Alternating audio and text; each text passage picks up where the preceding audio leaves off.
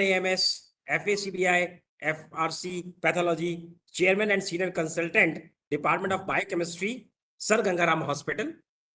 Thank you very much, ma'am, for accepting our request. The subject today is the paradigms and paradoxes of Sigmametrics in Medical Diagnostic Laboratory. So the testing in the medical laboratory is a very important part. And I think that in India, most of the medical laboratories are not accredited. Very few medical laboratories are accredited. So basically the testing in a medical lab is very important. On the basis of that, the doctors prescribe what action has to be taken. We have with us Professor Seema Bhargav, who is basically having a chairman in senior consultant in Department of Biochemistry at Sir Gangaram Hospital. She is the president of Association of Clinical Biochemists of India. She is a member of International Federation of Clinical Chemistry, Evidence-Based Laboratory Medicine Committee, and Visiting Lecture Program. She is a chairman of Diagnostic Division Consortium of Accredited Healthcare Organizations. Ma'am, we are actually thankful to you. You have accepted our request and ready to deliver a talk, which is very important for our large number of participants, laboratories, etc., how to make the testing, how to develop the testing, and how we can help them. Your experience, your research, your awards, your publications. If I will start reading, it will take 2 hours to read, and your time will be, I will take your whole time. So I'm not going to read or going to tell each and everything, but everybody knows, being over there in Gangaram Hospital, we can understand how much pressure, how much work responsibilities you must be sharing. And it is obviously for the noble cause. I think the doctor profession is the noble profession where you can actually serve the society to the patient actually who needs your help. We have with us our Honorable Director Sahab, Shri B.N. Dixit Sahab. Sir, would you like to speak 2 words, please? So I welcome Dr. Saab, that she has spare her some times to provide her thoughts and knowledge to we people. Legal metrology is very large topic. Discover all type of measuring equipment and measuring values and measurement of uncertainties and type of measurement, and all the things are covered. So it is covered from the medical point of view, because there also the measurement things are there. So hospitals are also may take the facility of the RRSLs, and madams knows very well that what is the important of the measurement in the laboratories. So I wish and pray for the success of this seminar. Thank you all. Thank you, Dr. Saab. Thank you very much. Thank you very much. Yes, ma'am. Please. Now you take over, please. I'm very humbled by the warm welcome and the very kind introduction by Mr. Agarwal and Mr. Dixit.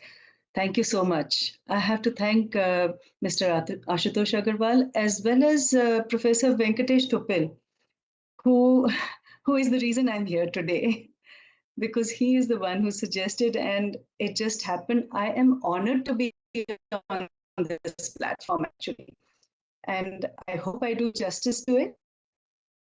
I am a medical by profession, I'm a doctor by profession, and I have learned about Sigmametrics on my own, and I have not done any course for it. And I'm not a statistician, but through simple calculations, I hope to take you to a level where you will understand what I am thinking. I am just putting across my thoughts about it, what is good about it, what may not be so good about it, where we need to be very careful. And at the outset, though I'm talking with respect to a medical diagnostic laboratory, the very same holds true for all laboratories where, say, our foods are tested and certification is given, the FSSI mark for each food. And we are talking all the time about how the consumer must be aware. So I hope I do justice to this, and I hope I help everyone, and I hope I also gain some experience with you. So with that introduction, let me start my presentation. The topic I'm addressing today is the paradigms and paradoxes of Sigmametrics in medical diagnostic laboratories. Okay, my slide is not. Can you stop using my thing? Because I can't forward my slide now. Is there any way that I can do that? Can I get some help? Santosh ji, what help can we do now? Ma'am, I think she's not able to move in the slides. Next slide. So do I decline the request? Let me decline it and let me try on my Please. own. Please. No, okay, Rather than I'll you kindly approve share it. it to So me. could you Kindly share it to please? me, WhatsApp or Yes. mail. We will share from this side. Yes, it's come. Okay, good. So the thing that sorry, go back. So what I'll be addressing today, I will start with a short introduction. Then I'll talk about Sigma and quality and how did it all start. Just a short brief history, just for those people, for the benefit of those people who are probably not medical and who probably are not statisticians either, but it'll help them to understand the topic. And then I'll get on to what exactly is Sigmametrics and Six Sigma. Then what is its role in quality assurance of a medical diagnostic laboratory? And that would be the paradigms. What are its limitations or paradoxes? So starting with the introduction, I'd like to, all of you are very well aware that this industry, in every industry, whether it is a car industry, whether it is a mobile phone manufacturing industry, or whether it manufactures these tubes that are used for sample collection of patients, that is called the blood collection tubes. All these establishments are committed to making continuous efforts towards achieving stable and predictable process results, especially in those processes where the characteristics of the process can be defined, measured, analyzed, improved, and controlled. And this is the acronym DMAIC, which we will be using later also to some extent. So what applying Sigmametrics, the aim is to reduce the process cycle time, to reduce the cost, to reduce defects, to increase accuracy, increase capacity and throughput, reduce pollution. See, every company is actually throwing out into the environment something or the other. And through Six Sigma processes, we can reduce that also. Then increase customer satisfaction. Ultimately, the customer is the Lord, and he will govern what is acceptable and what is not. And I'll come to why that is so. And it also may help you increase profits. So this is the define, measure, analyze, improve, and control. Basically, for define, you have to identify which problem you're going to address and what your objectives are. So then you measure what you need to be able to characterize that problem or objective. You analyze the whole process and see where there is likelihood of some risk. You do a risk analysis. And once you have analyzed and identified the possible risk or the possible area of improvement, you implement an improvement, and ultimately you control that process and make sure that the improvement implemented is consistent and is sustained. So let me tell you a little bit about Sigma and quality and how it all started, and just a brief history about it. So what is the principle on which Sigmametrics is based? In 2018, Pontus wrote in his publication that if there were only one law of probability to be known, this would be the normal distribution or the Gaussian distribution or the Laplace-Gauss distribution. So with that in mind, let's tell you how it all started. In the 18th century, there was a French statistician who interestingly was a consultant to gamblers. And they actually were they used his services much more than probably his own fraternity did. His name was Abraham de Moivre, and excuse me for the pronunciations, French people usually have many silent alphabets in their names. I hope I'm pronouncing it correct. So he was the first to observe that even though most natural phenomena appear irregular and unpredictable, but when they are considered in large numbers, they have a very normal and predictable pattern.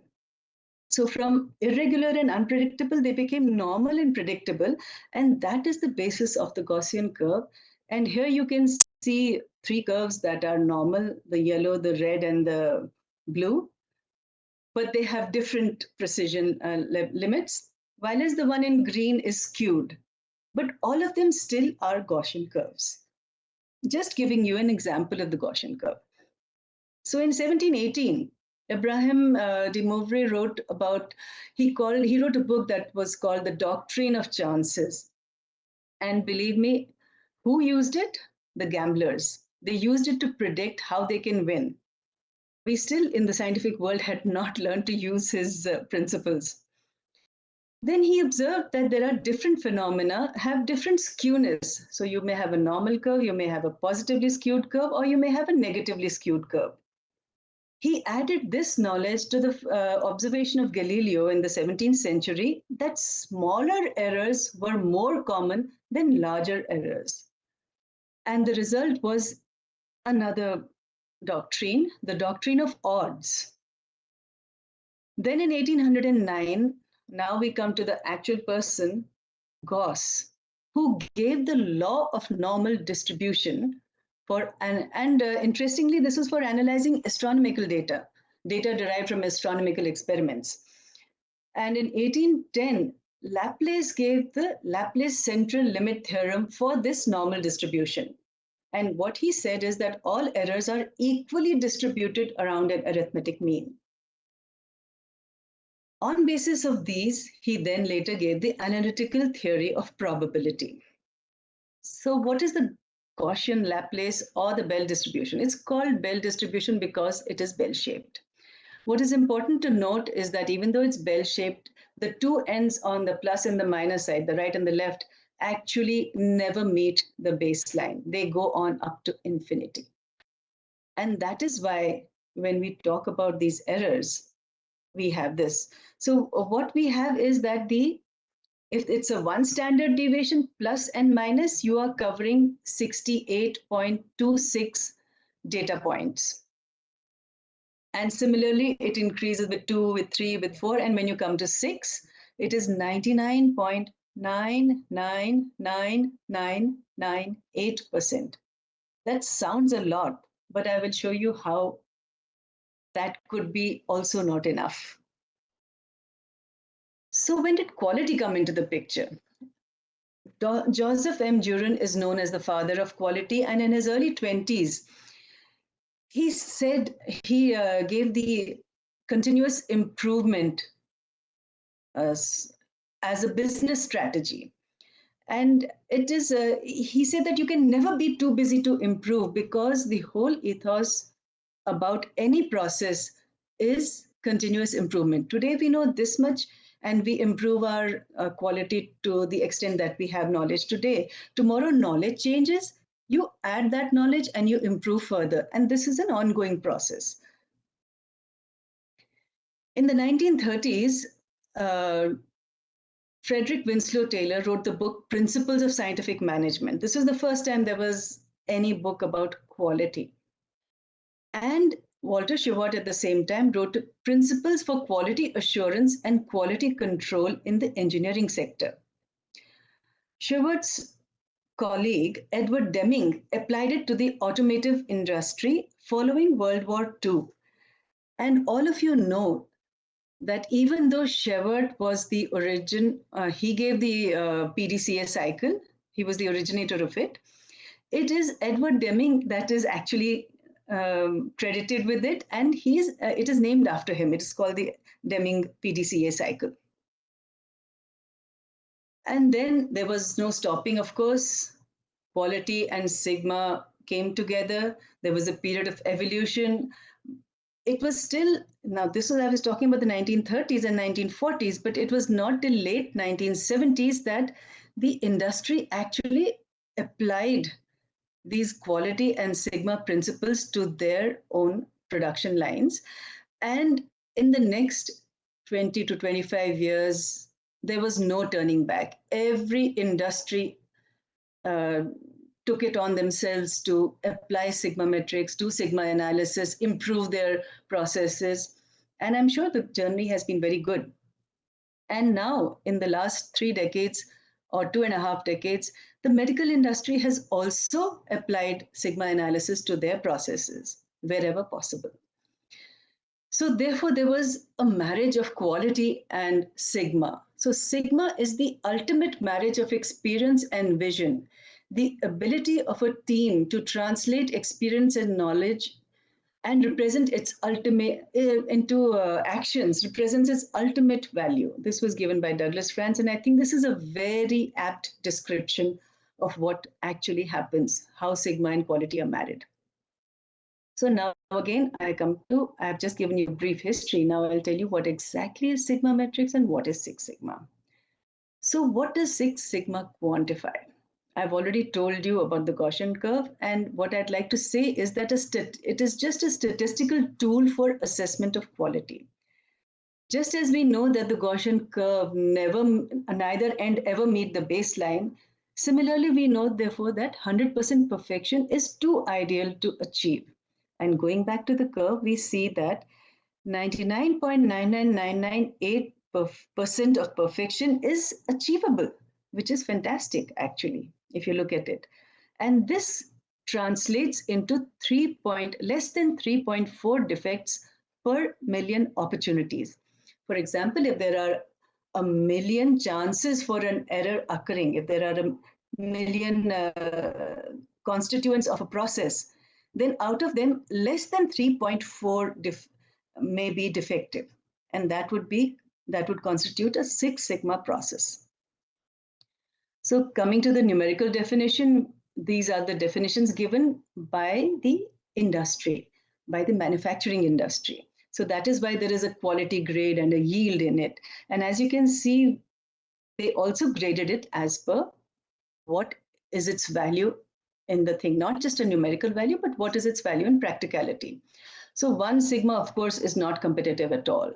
2 Sigma is below industry average. 3 and 4 are industry average, just about acceptable. 5 is above industry average, and 6 is world class. So having given you those numerical as well as so as you can see, in 1 Sigma, you'd have 6,90,000 defects per million opportunities. Now that's quite a lot, and you don't want to have that. And coming from from 1 Sigma down to 6 Sigma, you see how it drastically reduces to 3.4 defects per million opportunity. So what is Sigmametrics, and where do we get this terminology? We are talking about defects, and defects can be talked of as errors. So the International Organization for Standardization of Terminology calls them non-conformances.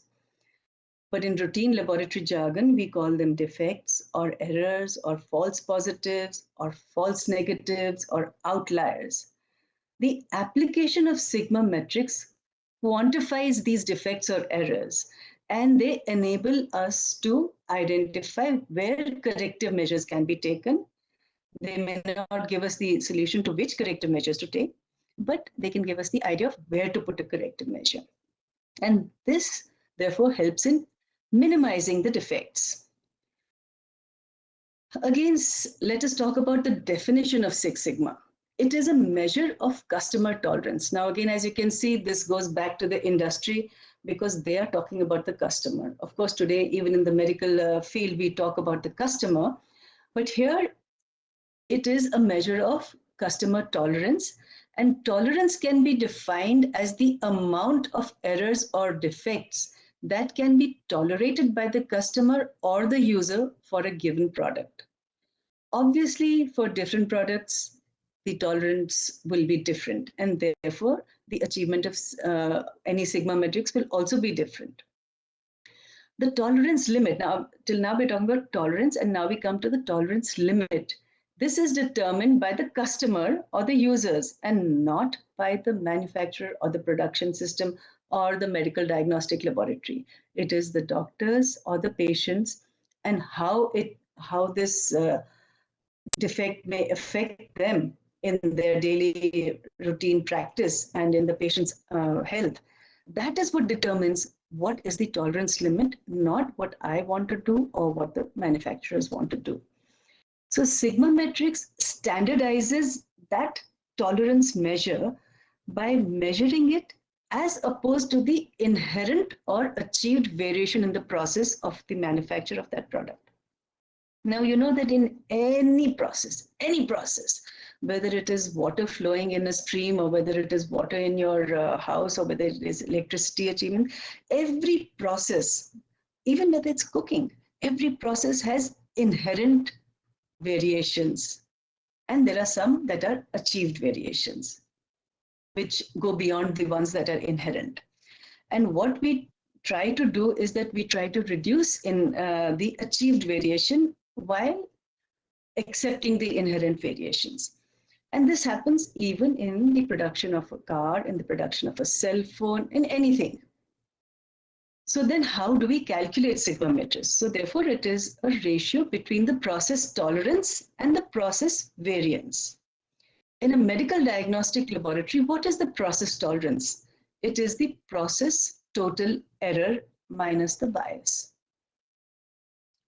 And the process variance is given by the coefficient of variation, so that we have a formula for medical diagnostic laboratories that says process sigma is equal to, in the numerator, we have process tolerance minus bias, the difference between the two, divided by the coefficient of variation. So what it actually does, it calculates variations in the performance of any process. And this can practically happen all the time. And these are due to natural sources of variation as well as due to unexpected errors, what we call as random errors or even systematic errors. But they do occur over and above the natural sources of variation and over and above the inherent variations in the process. So this, so Six Sigma, therefore, signifies something different under changing circumstances, because as you can see, there is always some source of variation. So what it does is it takes into consideration a shift of 1.5 standard deviations in the mean performance. Therefore, we can say that a process that shows a 6 sigma performance is one that would experience up to 3.4 defects per million opportunities, even if the performance shifts by 1.5 standard deviations. But without a shift, it would indicate only 2 defects per million. So actually, Sigmametrics assesses the long-term capability or the long-term, the long-term quality of a process. So now what is the role in a medical diagnostic laboratory? So these are the paradigms that I'm talking about. Every lab wants to have accurate results. We don't want a variance. We want a bullseye result for the patient, because that is what we are here for. We don't want decreased precision or decreased accuracy in any way. So Six Sigma quality management is a data-based, customer-centered, advanced quality management model. The clinical application of Six Sigma quality management involves the combined use of quality requirements and laboratory performance to quantitatively evaluate whether a laboratory meets clinical testing standards.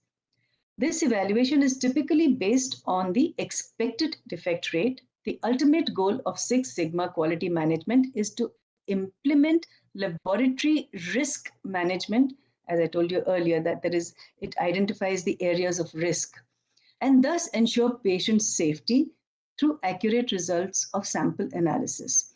Now, this was given by Guer et al., and the only reason that the last bit of it is in red and not in blue like the others is because that is what I have added to it, to remind myself that ultimately it is the patient, his result, his safety that we are all here for. So who is the customer for a medical diagnostic laboratory? the physician or the patient. And therefore, the tolerance limit is determined by either the physician or the patient, and also by the clinical impact of the number or the extent of errors. That is, how much will these errors affect the patient's treatment, his management, his course of disease, his recovery from disease, or his maintenance of health. Hence, the limit of tolerance is governed by the total allowable error derived from intra and inter-individual variations. Now, these are exercises that have been done globally for a very, very large number of data points. Using those data points, medical statisticians have derived what is acceptable total allowable error, what is the optimum, and what is the least that you must achieve. They have done the same for precision and for bias also. So when we talk about this total allowable error in our formula for Sigmametrics, we are talking about this baseline which we are already provided. That is not something we have to calculate in our labs. It is further modulated by the bias. So limit of tolerance is governed by total allowable error and is then further modulated by the bias in the measurement and the coefficient of variation achieved. So all laboratory functions are directed towards better patient care, and hence these three variables need to be assessed in a standardized manner in the lab. And that is why we need to calculate Sigmametrics for all processes and analysis. And I will try and show you how to do that. So we have the formula, total allowable error minus bias, the whole thing divided by CV%, and that gives you the Sigmametrics. It seems a very simple formula, but many of us who don't like maths, we have a mental block to using it. So what will we achieve by implementing Sigmametrics in the Medical Diagnostic Laboratory? It is supposed to help us improve quality, have confidence in our results, reduce our repeats and control runs and calibration frequencies, and thereby reduce the cost, and maybe also reduce the manpower required. So how do we apply? Methods of applying is, the first thing is you, in any process, you have to identify first the method of the assay, and it has to be evaluated to see whether it meets the requirements for intended use. If I'm using a method for glucose estimation, that is your blood glucose estimation or your sugar estimation as is more commonly known, then I have to use a method that has already been set, that has already been validated, that has already been evaluated, and it tells me you can use this method from this level to this level. It gives you the linearity of the method, and it also tells me for what sample type I can use it, whether I can use it for all body fluids, including blood, urine, cerebrospinal fluid, or whether I can use it only for one or two of these.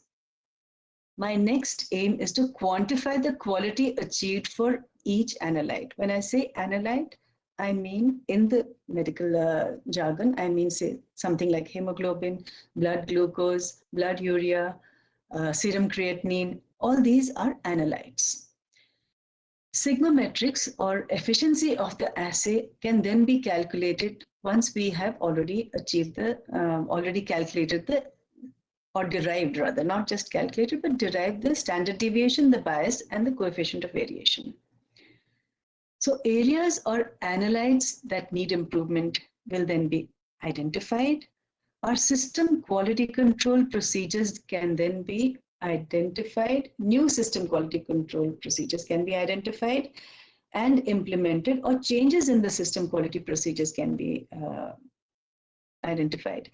And then after implementing these new processes and procedures, you have to reassess what is the Sigmametrics after implementing the corrective measure. And at the end of that, we should be able to reassure the customer that yes, our quality of service that we are providing has improved, and it is for the better of the patient, and it is what is required by the patient. You don't need probably any more than that.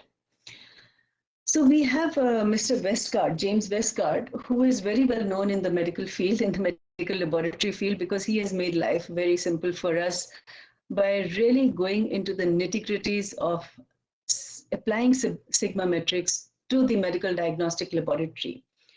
And he has given this drop down, which I'm sure you're finding very confusing. So let me take you step by step through it. It is quantifying the same process that I have enumerated here, but in a more, let's say, sequential manner. So first of all, let's go to this. We have to define the goals for intended use. That means we must assess that if I'm going to analyze this particular substance, I need to have a process that has a total allowable error of this, whatever that may be. Then for every analyte that is assayed, you know that the total allowable error will always differ because of the fact that there are two reasons for that. One is that the clinical implication of a unit change in the circulating concentration of an analyte is different for different analytes. If I have a 10% change in my blood glucose, it's not going to make any difference. But if I have a 10% change in my serum creatinine, well, that is very questionable. So therefore, the total allowable error differs for everything, for all analytes. Secondly, is that the analytical sensitivity of the methodologies that are available for measuring these analytes is different for different analytes, and sometimes there are several methods available for the same analyte, and their analytical characteristics may also differ. So having said this, having decided what we want to take and what is the total allowable error that we are going to consider, we go on to the next step, where we select the analytical examination process on basis of the total allowable error that we have assumed that we require. Having done that, we we validate the safety of this methodology or this examination process by calculating their CV and their bias. And CV is given by the standard deviation divided by the mean into 100 for percentage. And bias is given by the difference between the manufacturer's mean and our mean divided by the manufacturer's mean, again as a percent into 100. So once the method conforms to the requirements of intended use, you implement the analytical system. And that means you actually put into use this method for the measurement of either blood glucose or serum creatinine or hemoglobin. So how do you ascertain that the performance of your assay falls within the total allowable error? You can't just say that, okay, because you'll have to calculate something and then compare it. We don't calculate total allowable error in the lab. We say that this is the total allowable error given for this analyte. So you basically calculate the bias. So you run a sample of known concentration, for example, the control reference materials or a calibrator, and you compare the measured value with the true value as supplied by the company who is supplying the reference material. And the difference between the two, as you can see, is given in this chart, is the actual bias that you have. It may be a positive bias or it may be a negative bias depending upon what you have achieved. Once you calculate your mean bias and your bias percent, then you compare it to your total allowable error. So the allowable bias in any measuring system has to be less than 50% of the total allowable error. And that is when you can say, okay, now this assay is ready for use. So now coming back to the strategies here, what do? We know that the total allowable error is given by international standards, and it is given by Westcard also, and also by the CLI, that is the Clinical Laboratory Improvement Act, which was first started in 1988. Then you calculate the Sigmametrics. So here we are calculating the Sigmametrics because we are already given a total allowable error. And from our running of the controls on the assay, we have derived the bias and we have derived the coefficient of variation. So we have all three components of the formula. Once we have done that, what Westcard has suggested is that you can select your QC tools and modulate them depending upon the sigma metrics that you achieve. Oh, sorry. And then you can design a new system of quality control if you want to, if you feel that is what is recommended. And he has gone through a very detailed exercise of actually telling us what we can do at what achievement level, at what sigma metrics level. So once you select a new design, you also do a risk analysis and you develop a total QC plan. You implement that plan and then measure its performance and monitor its failures. That is the most important. And once you've monitored the failures, you see whether or not your quality has improved. And then you go through the whole cycle all over again. If you have improved quality, well and good. If you have not, then you have to again assess where have you gone wrong and what do you need to do. So basically, I'm going to only talk about this one area, and that is selecting a QC tool as suggested by Westcott, and that would be the application of Sigmametrics in a medical diagnostic laboratory. But before that, let me tell you, once you have got this and you have your Six Sigma, or rather you've got your Sigma metrics calculated, you have this chart which has on the x-axis the observed inaccuracies, and on the y-axis it has the inaccuracies, and on the x-axis it has the observed imprecision. And once you have calculated there are areas on this that indicate what sigma metrics you have achieved. And these points in blue that are there are the various sigma metrics achieved by in different analytes in a certain company system. So what is 2 sigma is totally unacceptable. 3 is poor as per medical diagnostic laboratories. 4 has been considered as acceptable. It's just marginal. 5 is good. 6 is excellent. And more than 6 is world class. So this is the definition of this, or rather this is the gradation of sigma metrics in the medical diagnostic laboratory. Now let's talk about what Westcott has suggested. He has suggested corrections for several items in a routine laboratory on basis of the achieved sigma metrics. They may be either the number of controls required, or the frequency of the calibration, or the statistical rules to apply. I'm going to talk about the number of controls required. So this is the sigma metrics that we achieved in our laboratory for a few analytes. And as you can see, all of them are above 6. So now that we have achieved 6 sigma, how can we reduce our cost while maintaining quality is always a $1 million question.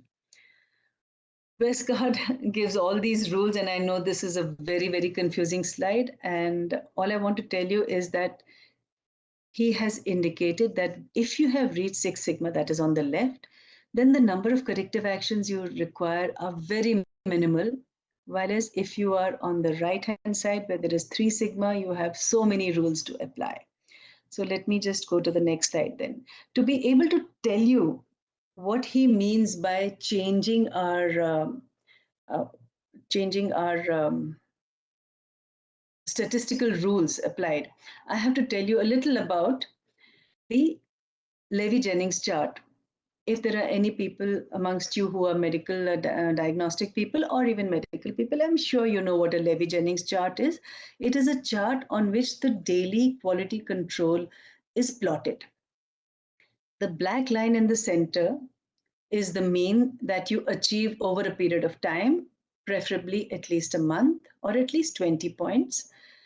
The light green area is plus minus 1 standard deviation. Going beyond that is the yellow area, which is plus minus 2 standard deviations, and beyond that is the pink area, which is plus minus 3 standard deviations. Typically, in a medical diagnostic laboratory, we apply several rules. We say that if there is any quality control data point that goes beyond the 3 standard deviations, it is a straight rejection. You cannot use that run. You will have to reassess your process and see where things have gone wrong, and only then run the patient samples once you achieve a better control value.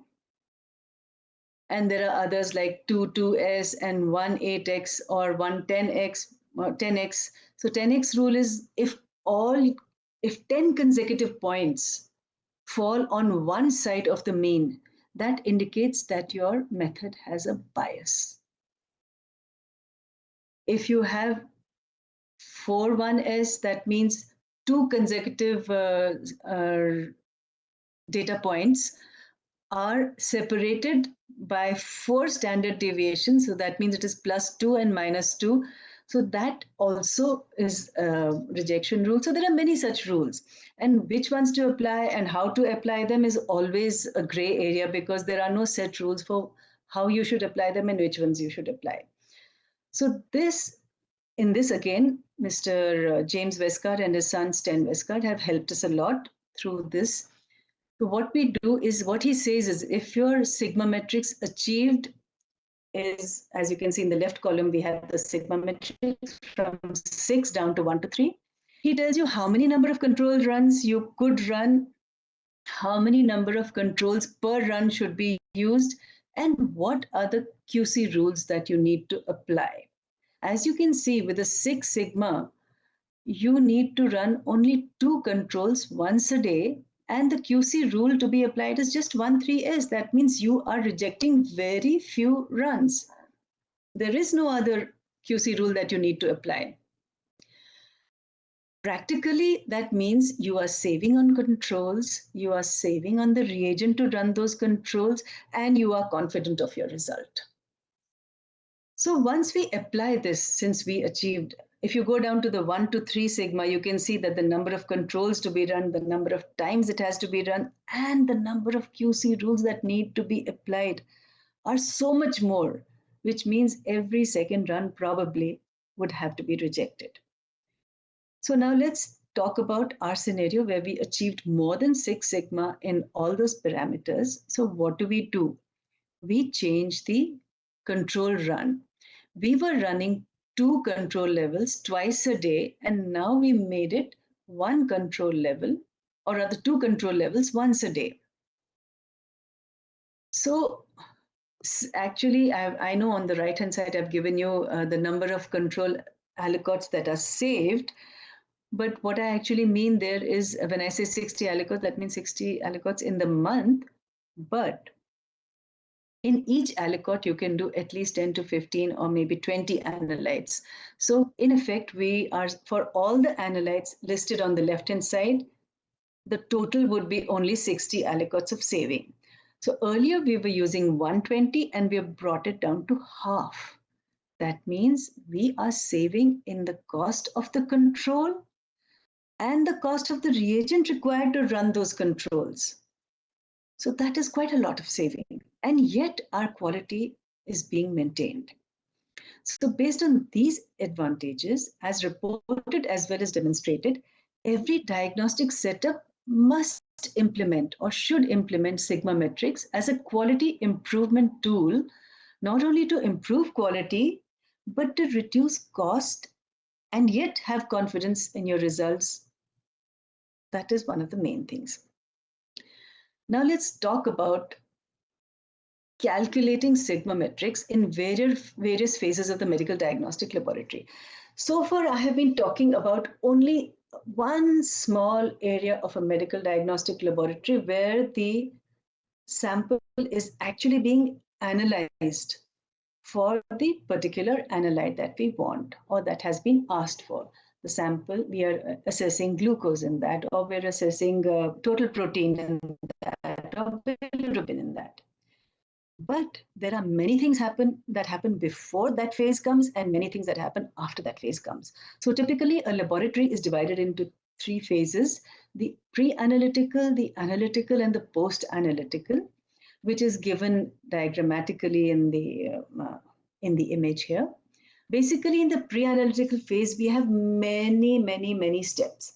First, the investigation is ordered by the doctor, then the bill is generated, then the tubes are prepared, then the sample is drawn by the phlebotomist or collected if it's a urine sample.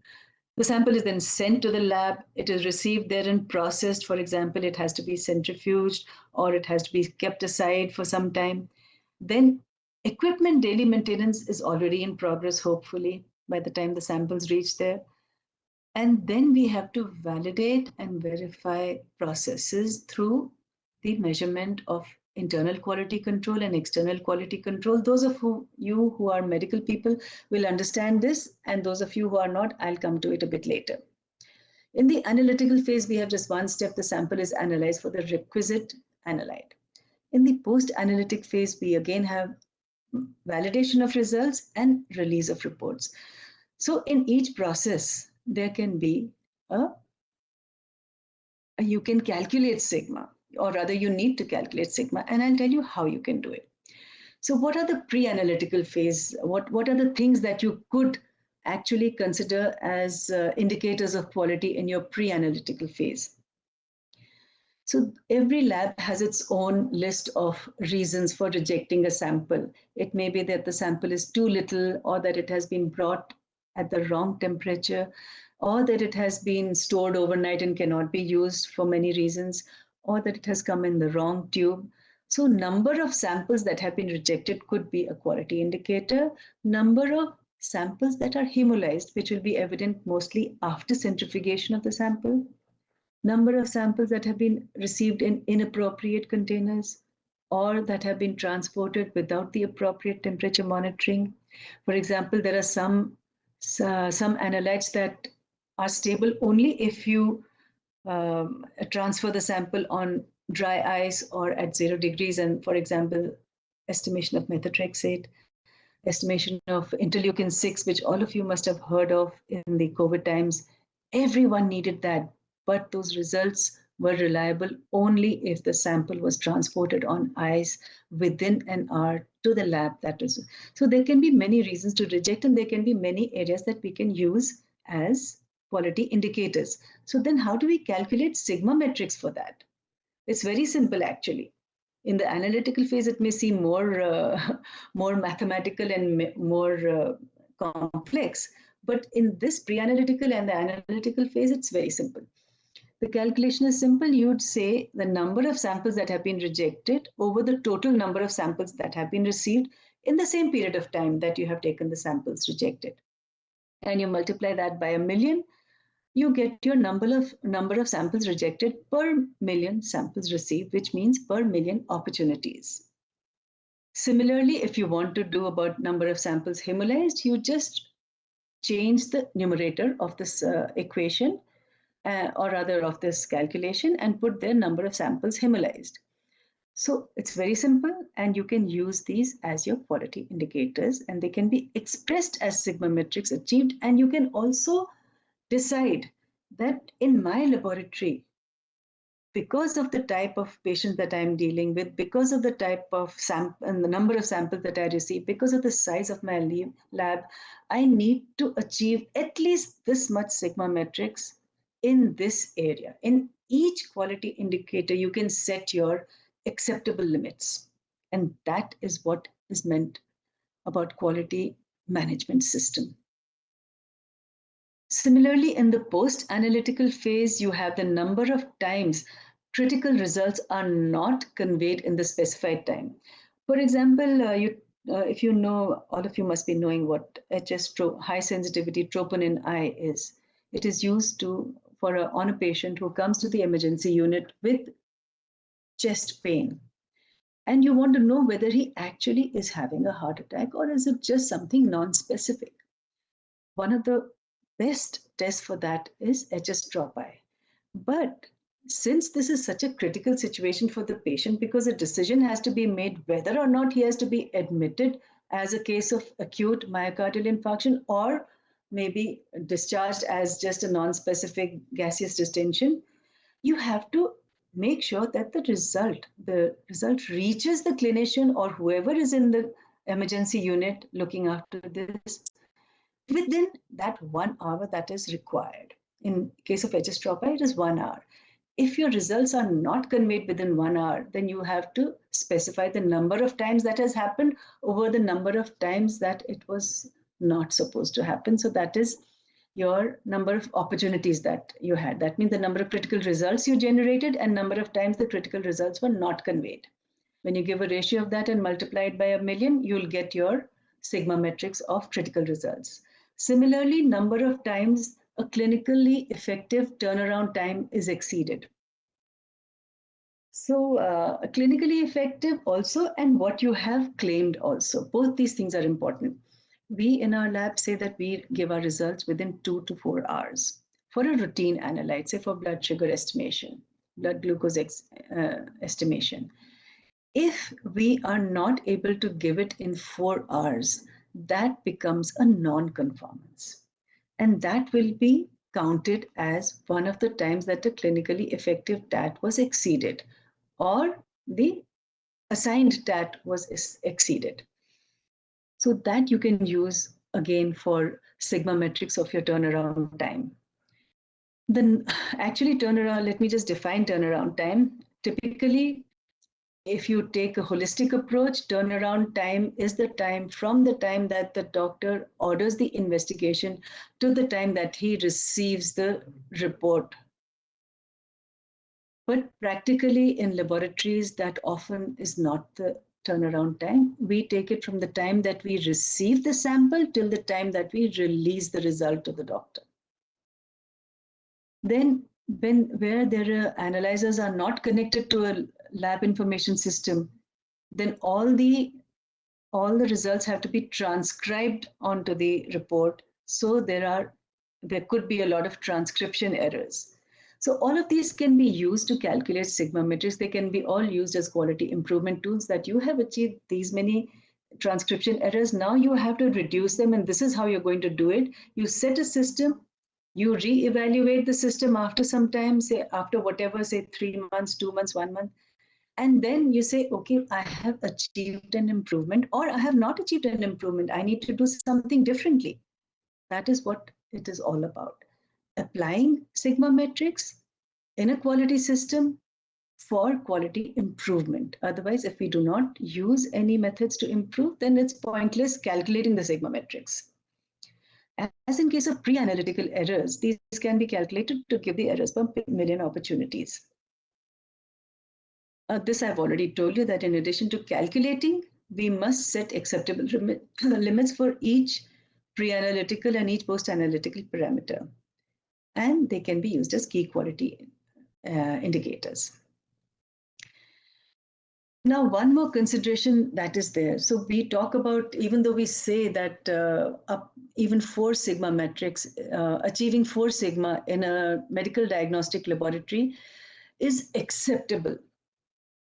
But there are a few considerations that go in favor of achieving 6 sigma rather than just stopping at 4. And the reason is that the shift in the mean with the new lot of controls, or with any other thing, happens all the time, as I've already told you, because of natural sources of variation and unexpected errors and the inherent variation in the system. And this may cause a sample result to be out also. So energy, time, and expenses are incurred to achieve acceptable results if the process is not 6 sigma. 6 sigma tolerates a shift in mean up to 1.5 standard deviations, which I've already told you. Actually, I haven't shown you that slide. I wish I did, but anyway, it doesn't matter. While as 3 sigma tolerates less than 1 standard deviation, a shift of less than 1 standard deviation. So therefore, you can understand why it would be important to save that energy, time, and expense by achieving 6 sigma rather than 3 sigma. And hence changing from 3 to 6 is definitely advisable. So then what is it? There was one laboratory that applied 6 sigma, Sigmametrics, calculated Sigmametrics, and then altered their QC rules. And the advantages that they counted, they actually assessed their whole process in terms of commercial as well as in terms of results attained. So they found that the results became more accurate and precise. 70% reduction in repeats was achieved. 50% reduction in quality control failures was also achieved. Then they also achieved a reduction in the required troubleshooting, obviously, and a reduction in the turnaround time, which of course goes favorably for the patient. and a 45% savings in supplies for running calibrations and controls. Now, saving on commercials and infrastructure without compromising quality and, in fact, improving quality. That is the whole crux of the matter. That is why we need to apply Sigmametrics to our systems and apply it well. Apply it with a proper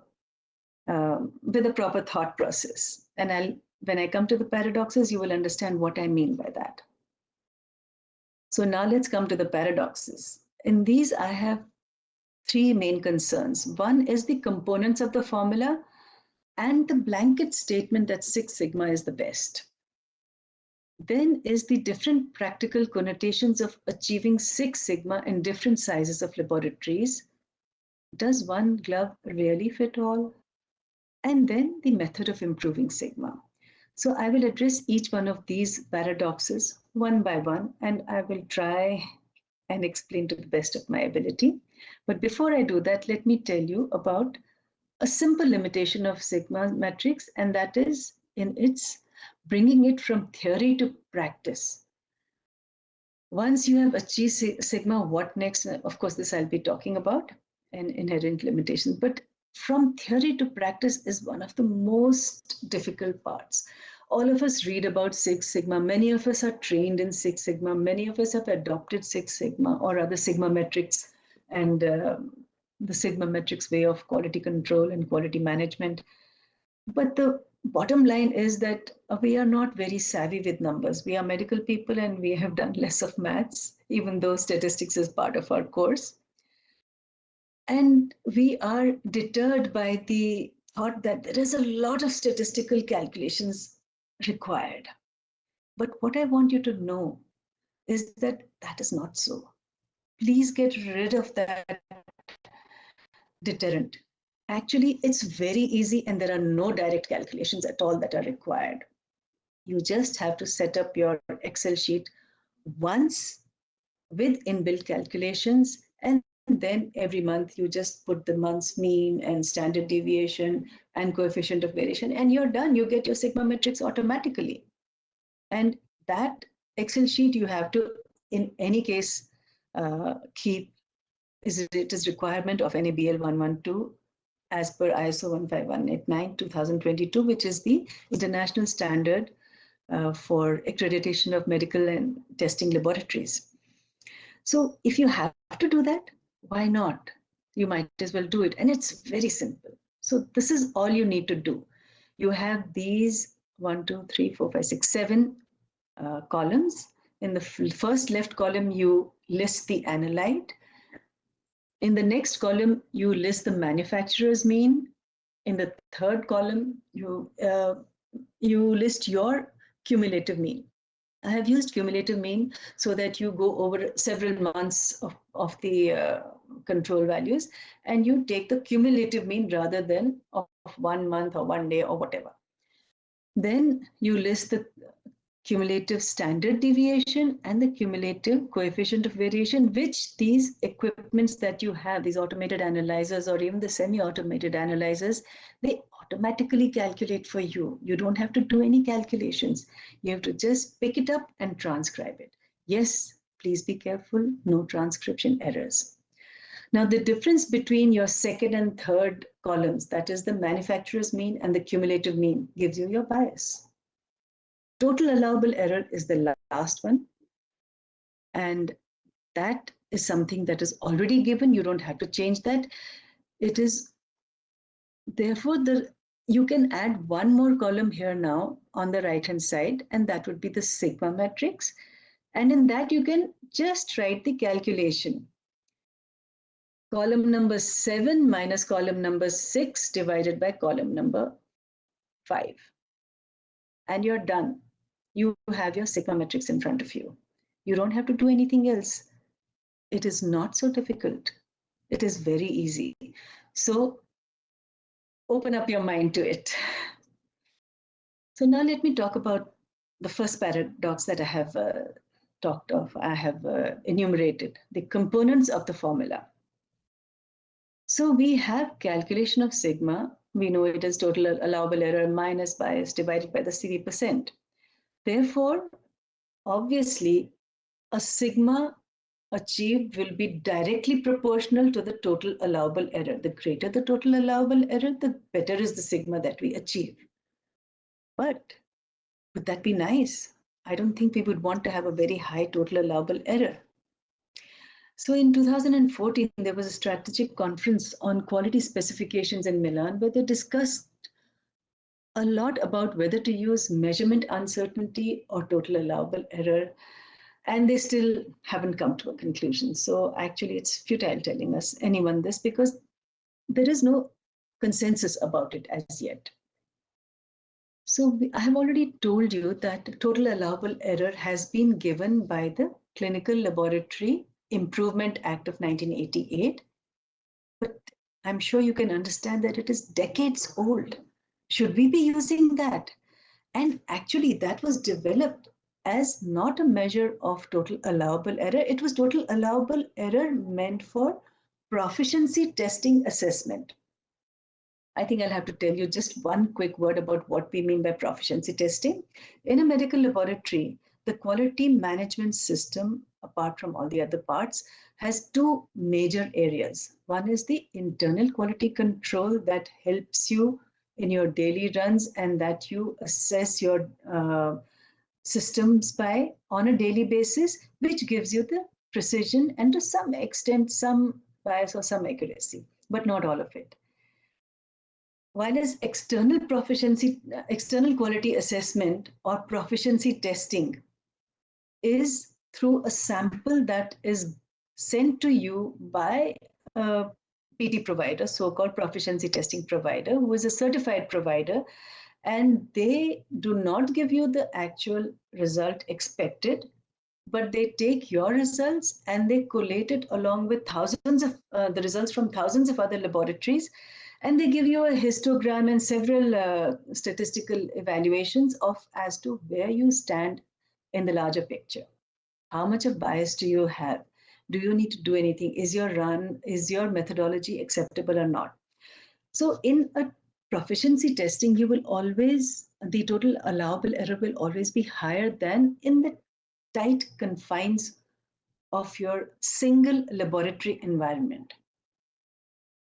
So therefore, using these forms of the total allowable error is not right. Then in 2019, CLIA has given new acceptable limits for total allowable error, but again, they are actually for proficiency testing.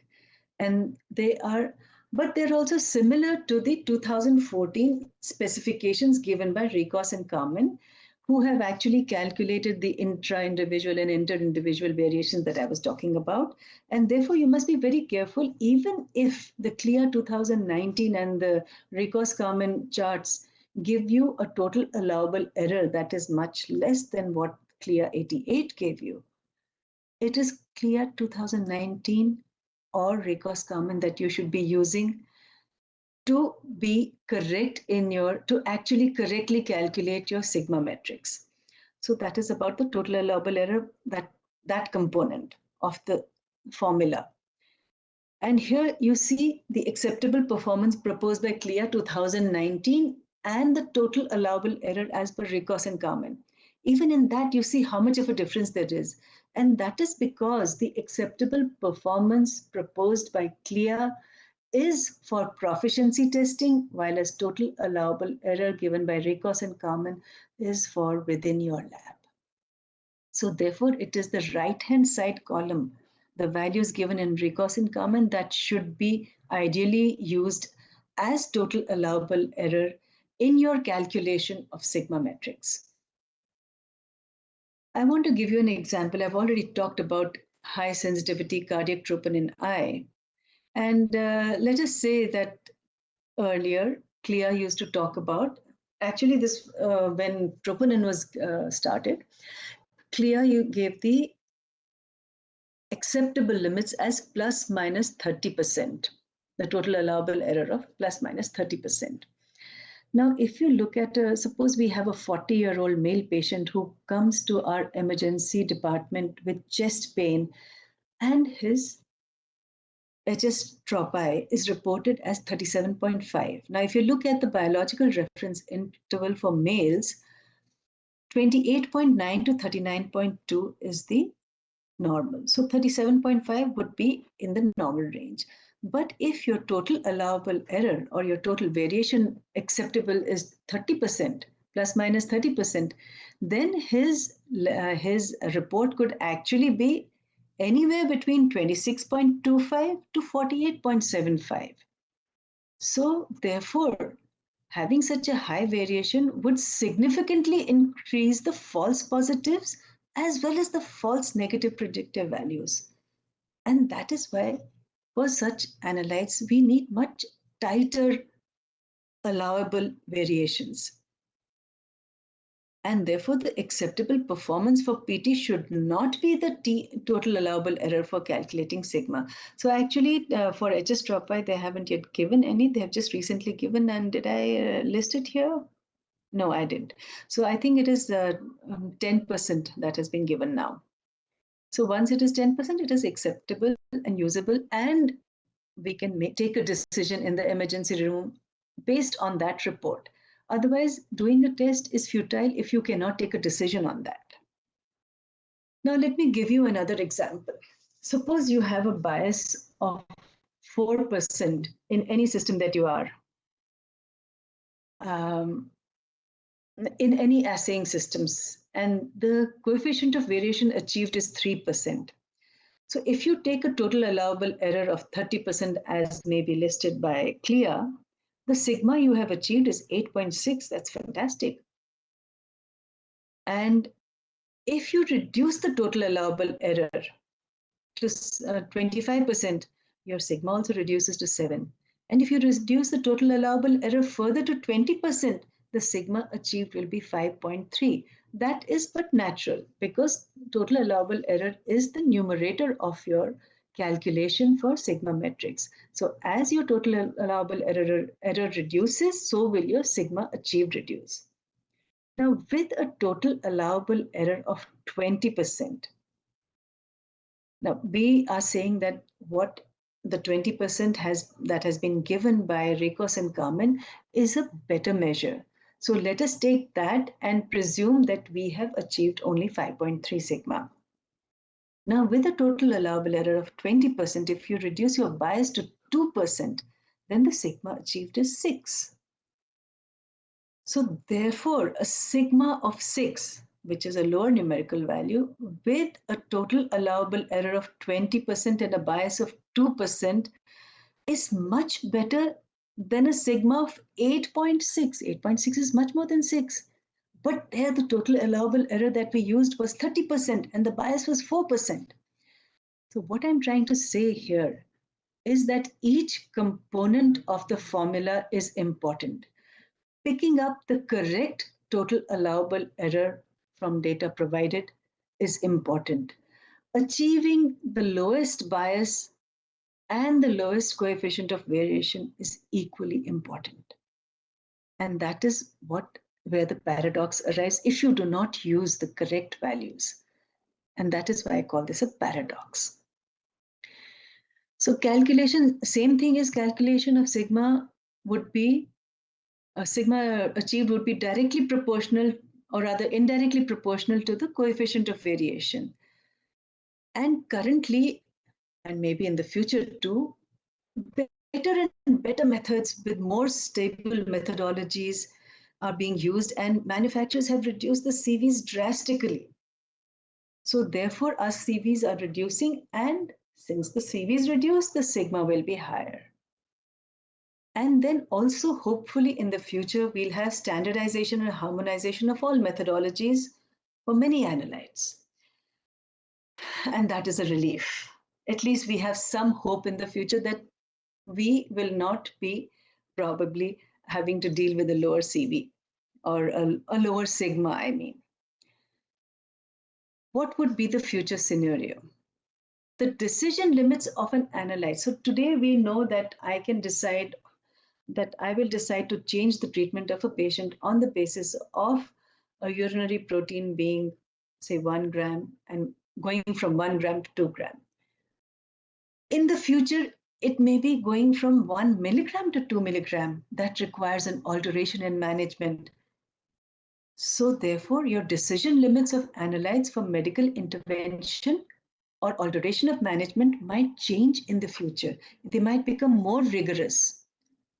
And then what will happen? Then technology may, at the same time, technology will also improve and methodologies will also allow for less error.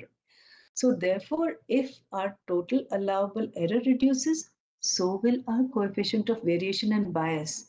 And therefore, probably we will automatically have the same sigma matrix, and yet that sigma matrix might even indicate a better performance than before without even changing the sigma expectations. I hope that's understandable. Now let's go to the next paradox. The different practical connotations of achieving Six Sigma in different sizes of laboratories. Does one glove really fit all? We all have different hand sizes, different feet sizes, different shoe sizes. So therefore, how can one glove fit all? But applying this to Sigma, I would like to say a few things. Supposing you have achieved Six Sigma, I'll come to this first. What is next? So it has been said that total quality management is a journey. It's not a destination. You have to continually improve. And that is what your quality management is all about. It is about improving consistently and not stopping at any one destination. So Six Sigma is not a destination. You have to go beyond that also if you can. Six Sigma equates to the absence of customer perceptible defects. So now again, we in the laboratory know the nitty-gritties of our assays, but the clinician and the patient do not know. And what they perceive as a defect may be much less than what we perceive as defects. So are we going to continue with this definition that Six Sigma equates to the absence of perceptible defects? Is that what we are really striving for? And suppose we do achieve Six Sigma, what next? What, if any, is the significance of achieving beyond Six Sigma?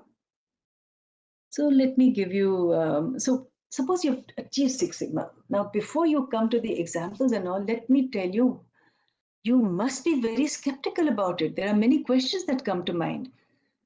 If Six Sigma is world class, then what is 20 Sigma? As you can see in my list of Sigma, we achieved 20 and even 23 and 25 Sigma. But what does that signify?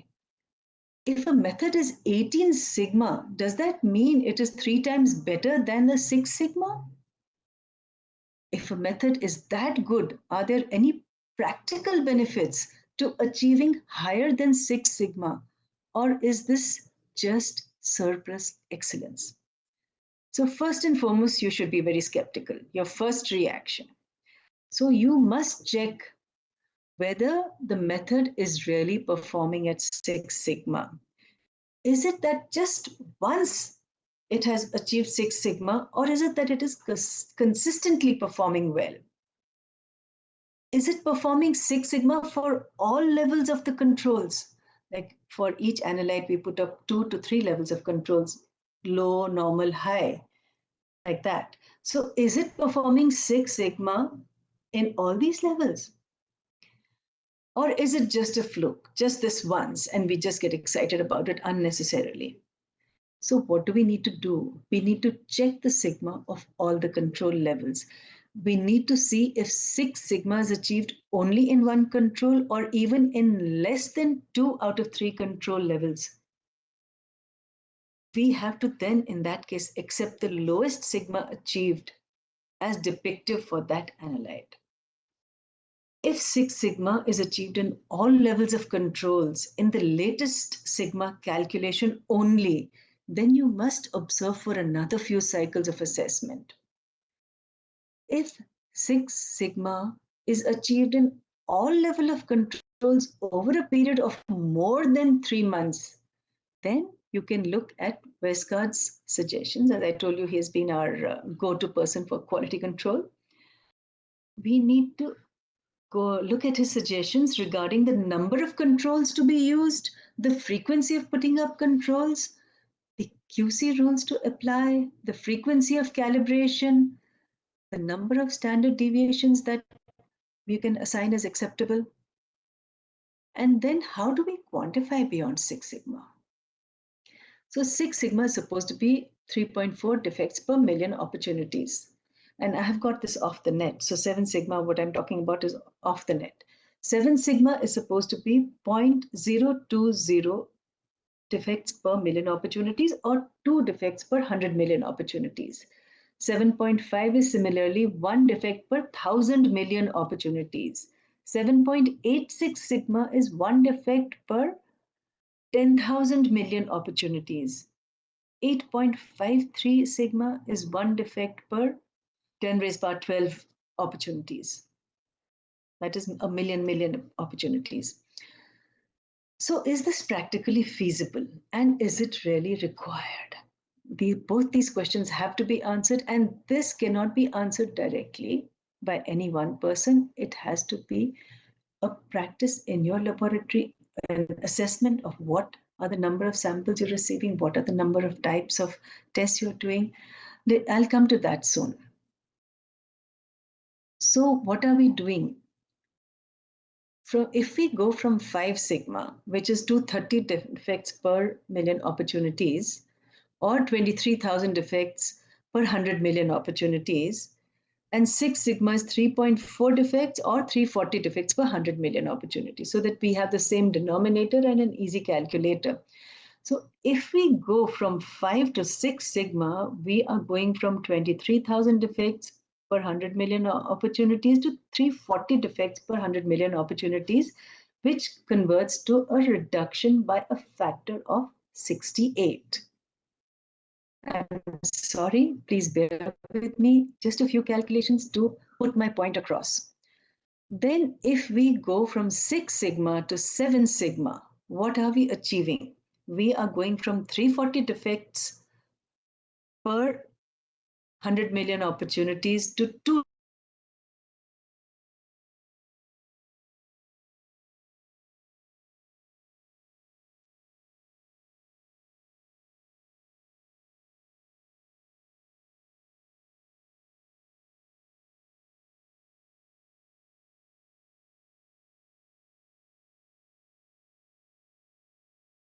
I'm sorry, I think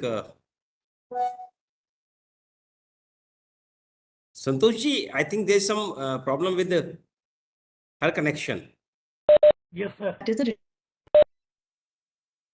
Yes, ma'am, please continue.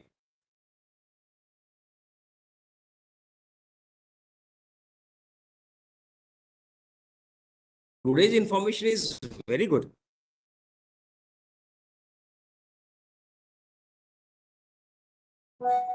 Are we doing enough calibrations? Can the clinician really make a decision on a patient management with this low precision? We have to weigh all these things before we take a decision. So now coming to what next, and does one glove fit all? Let me tell you about that. I'll give you an example. Who is our ultimate customer? The patient?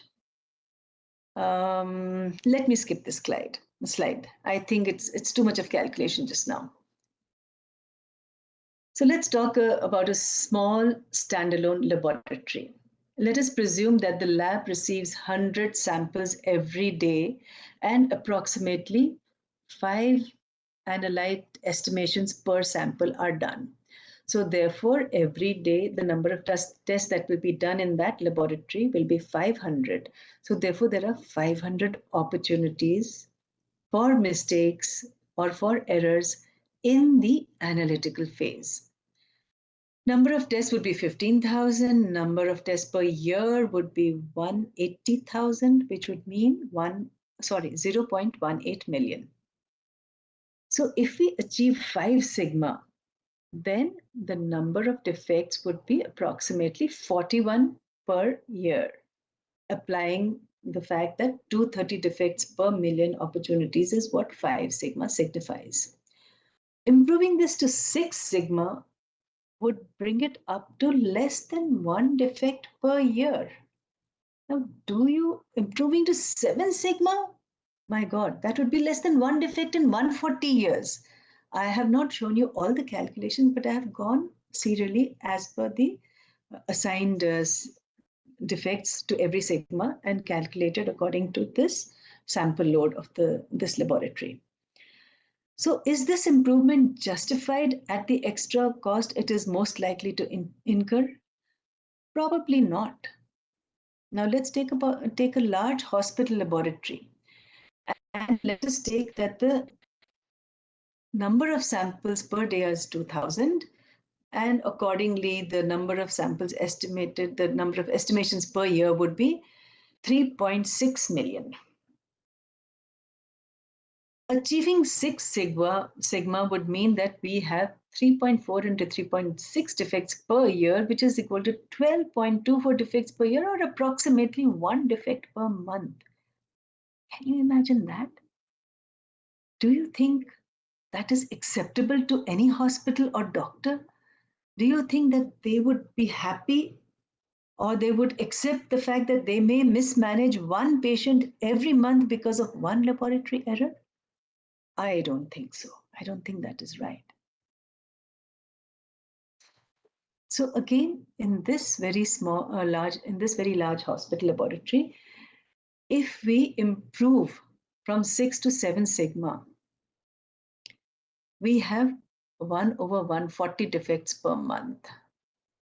That would mean 12 over 140 defects per year, which would mean less than 1 defect in 10 years. Is this improvement justified? This seems to be an overkill. But any improvement from that 6 sigma where we are making one mistake every month, definitely we have to improve on that. We may not need to reach 7 sigma, but we, yes, have to improve even if it costs us. And is there any improvement in reputation? I'm sure, quite likely. But are we saving more lives or improving management? Yes, we are. So therefore, it is quite likely that we will have to incur that cost and make this improvement. Maybe not up to 7 sigma, but maybe 6.2 or 6.3 or whatever it calculates up to.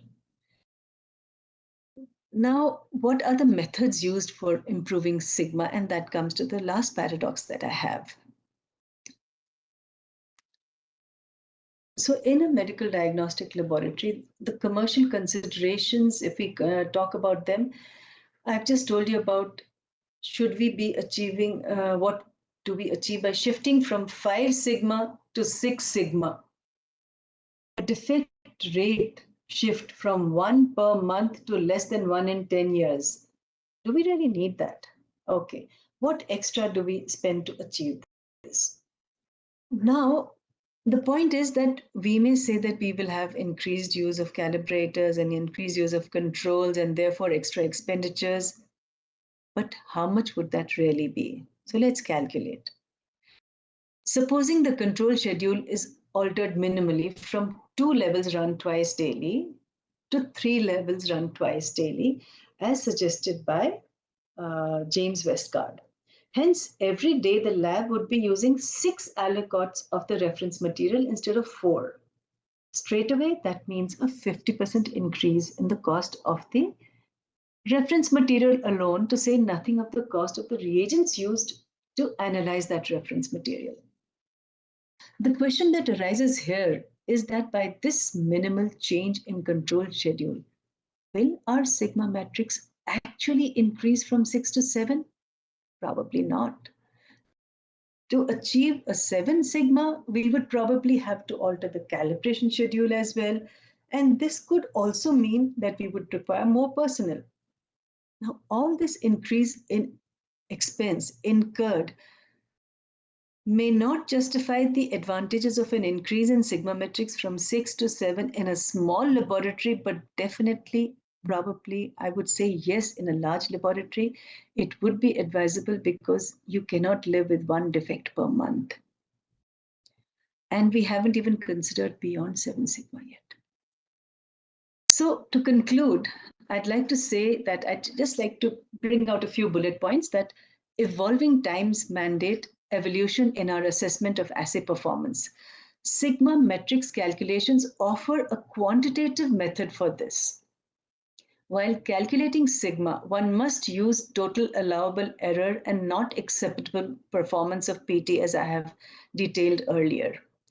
Effective corrective measures for assays with low sigma need to be implemented.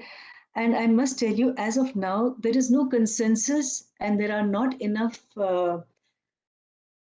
data from all over the world to say that yes, correcting or changing your schedule from this control schedule to this control schedule is going to improve your sigma by this much percent if your sample load is this much. There is no bottom line, there is no baseline to go by, and we have to create a baseline, and we have to create a baseline that will have to be done by statisticians because they're good at maths. They will have to take into consideration not only the actual utilization of controls and calibrators, but also the baseline of the number of tests or the number of opportunities that that particular lab has in 1 year. The opportunities for defects, I mean. Then one must also remember that the clinical efficacy is ultimately of prime importance, and overachieving a high sigma may be unnecessary and uneconomical. The decision limits for medical intervention are also changing, and hence interpretation of performance sigma may also change in the future. Be prepared for it. But as I told you, our methodologies will also improve. So ultimately, what we calculate today as 6 sigma might still be the same 6 sigma next year, but it might indicate an even better performance. Improving technology allows for newer methods with lower bias and lower CV% so that performance may improve without alteration in sigma, as I just said. To conclude, I'd like to quote McAdams. He says that the data you can get from a good Six Sigma program and good projects can help you focus a business strategy. But no, it is not the end-all solution to saving a business. You have to do more than that. You have to apply it with consideration of all your other parameters and see where it will benefit you and where it is not beneficial, where achieving 6 is important or more than 6 is important, and where achieving 4.5 is adequate. That is my bottom line. And I hope I have expressed my reservations, and I hope none of you are in this state. But thank you very much for your patient listening. And I would like to show you a picture of my hospital. This is where I work. Thank you very much. I'll stop sharing now. Thank you very much, ma'am. It was a very, it is one of the best presentation as well as the explanation which we have since last more than 2 years. We are doing these programs, so it is one of the best program. I would like to request all the participants to kindly switch on their video and switch off their mics so that we can take the pictures. And you can also. I'm a bit technologically challenged, and I'm not able to. I'm not able to unshare. Santoshi, can we do this? Let me try from here. Yes, sir. Yes, sir. No problem, ma'am. He will do that. Don't worry. Ma'am, now there are 2-3 things which I would like to request you to ask. One is, ma'am, this CLIA, the Clinical Laboratory Improvement Amendment 88. It is, I think it is of US. It is basically in India. Yes. We are also complying the same standards as are in US. It doesn't really matter whether a lab is in the US or whether it is in India. The patient is the same. Okay. And achieving quality is the aim of every laboratory. Achieving a good quality, effective quality towards better patient care, towards better management of the patient is very important. So whether it is made in tomorrow with Modi ji's very good, he has brought India to a very different level. And today we are following the West. Tomorrow the West may follow us. They're already following us in yoga, so maybe they'll follow us in this also. Very good. But I think this is the best standard which we have right now for the whole world. Yes, but it is, the CLIA is a proficiency testing standard. It does not give you the total allowable error. It gives you the limits of acceptable proficiency testing assessment. While Ricos and Carmen are those who give you the actual total allowable error. And we should use that for the calculations. Okay. But it was very good because we were not aware. Actually, being a metallurgist, I was not aware of that. And certainly it opens our eyes. Certainly it is a very good exercise, ma'am. And we would like to request you to come once again and give us, enlighten us about the new experiences, whatsoever you have. Ma'am, one another thing, you must be having some Excel sheets where you must be doing the calculations. Am I right? Yes. If you kindly share these Excel sheets, we can share it to all the participants, and these Excel sheets may be used in all the laboratories wherever required. If you feel it is not. Every laboratory that is NABL accredited has the Excel sheet. They have it ready because they have to do it. Okay. It is mandated. But those who are not, I will definitely share that. I Very will good. happily Because share we that. have, I hope that we have about 5 lakhs laboratories in the country, medical laboratories which are doing the testing. That's an underestimation. We probably have many more than that. Ah. So, ma'am, it will be a very good exercise if we provide them the Excel sheets, how to do the testing, how to do the calculations. I had actually put in the a mode My of request is, actually going through to it, kindly but switch off I your couldn't mic. get that. Mr. Mohiddin, kindly switch off your mic, please, if you're not asking any question. I'm sorry, ma'am, please. Yeah, what I was saying is that I had actually, in my first presentation, I had put in a way of taking this straight to my Excel sheet so that you could see how it is done. But I was not able to do it just now. I'm a bit No issue, no technologically issue. So, challenged ma'am, in I will that. take your Excel sheets. I will take your Excel sheets and will share to all the participants. Ma'am, second Sure. is your presentation. I would like to share your presentation on our all portals. We have Facebook, we have this Twitter and Instagram, every portal and YouTube. And if you agree, this presentation, what you have given today, we will put it on our all channels so that anybody at any point of time can see, can understand, can, if you permit. I will be honored. Thank you. Thank you very much. I will send you the presentation, or do you already have it recorded, I think? Ma'am, recording we will put, but presentation will be very good if you kindly send the presentation. I will send it. I will happily send it. Thank you, ma'am. Anybody who want to ask, I think a few of the people are raising their hands. They can ask the question directly, please.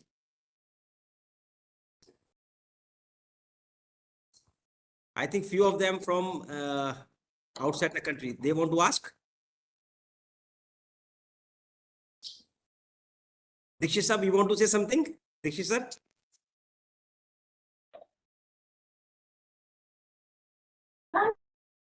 Santosh ji? Ji, Ji sir, please sir, please. no question. This is honor that madam has come here and given the good presentation to us, and we got enlightened. And this was the new topic, and we are very, very thankful to her, and we congratulate her also for such presentation. Thank you, Thanks, sir. madam. Thank you. Thanks at all, sir. Thank you, sir.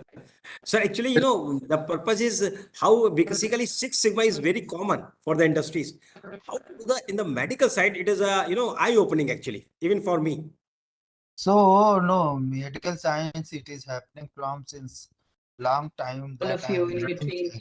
I'm But, sorry I missed a few. Can you please, if there is a question, can you please repeat it? Anybody who want to ask the question?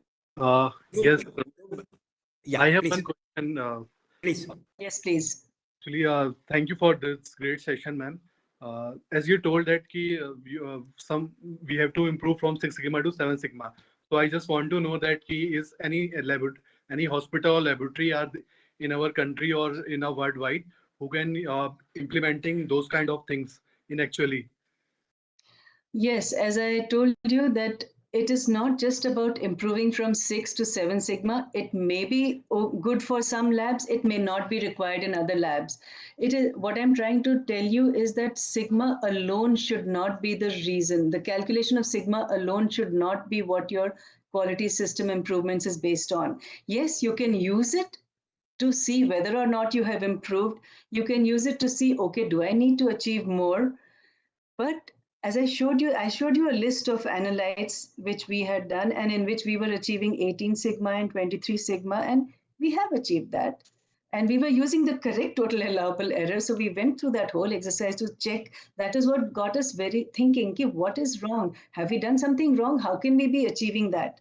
But it just so happens that the that the equipment that we have is highly sophisticated equipment. The reagents provided have very low coefficients of variation, very minimal, and probably our environment is also well maintained. So therefore, we might be achieving it, but it's not a consistent achievement.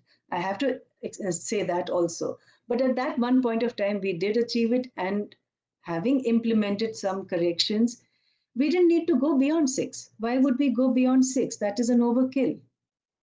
I actually haven't given you many examples that I had. Maybe sometime next I will talk only about examples, real life, real time examples about how it made a difference in creatinine. What did I do for that? What did I need to do, and what seemed to be the wrong thing to do? And for several analytes, we have gone, I have a few case examples, but I didn't put them on today. I thought it's a lot getting this much. Thank you. Thank you very much, ma'am. Thank you. So, ma'am, there's one another question. What is the concept of Sigmametric in quality control, and how does it relate to process capability? Process capability can be measured in many ways. Sigmametrics is one of them. It is a quantification of that quality process. So when you say, okay, I made this mistake here and I'm not able to quantify it, then how can I make an improvement and say, yes, I made this improvement. Yes, I have improved. So when I apply Sigmametrics and take each numerator and denominator and multiply it correctly and divide it correctly, once I have quantified what I'm achieving, then I make a change in my system, quality system, and then I recalculate what I have achieved after the improvement, so-called improvement that I have implemented, and see that has it actually resulted in an improvement. That is what Sigmametrics helps us in quantifying it, giving it a numerical value. Just saying that we are better doesn't help, but saying that yes, we went from 4.2 sigma to 4.6 sigma, that has been an achievement that you can relate in terms of numbers. Thank you. Thank you very much, ma'am. I understand that today you are traveling outside the country, and even after having a lot of other things to do, you have taken the time. Really, I appreciate. I'm thankful to you. I'm grateful for this presentation. Thank you very much. Thank you all. We will meet next week. Thank you so much. Thank you very much. Thank you, sir. Thank you, ma'am. Thank you.